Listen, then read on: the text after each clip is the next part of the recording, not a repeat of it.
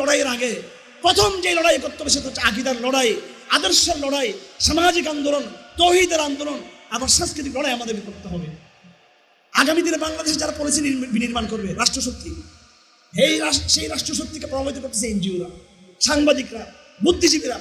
আপনারা যেটা করবেন সেটা হলো নজরদারি করবেন মিডিয়ার উপরে, সাংস্কৃতিক জগতের উপরে, সুশীলদের উপরে, এনজিওদের উপরে, যাতে এরা কোনোভাবে বর্তমান সরকারকে প্রভাবিত করতে না পারে। এটা আমাদের প্রধান কাজ হবে।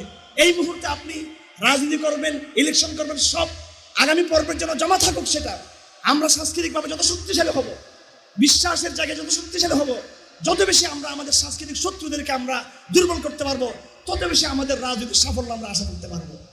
আর না হয় রাজনৈতিক সাফল্য অর্জন করে আবার কিন্তু আমরা সেই জায়গায় আমরা পরাজয় বরণ করতে আমরা বাধ্য হবো। আমরা সেজন্য আপনাদের সকলের প্রতি আমার অনুরোধ থাকবে, আপনারা খুব বেশি বেশি করে এই সময়টাতে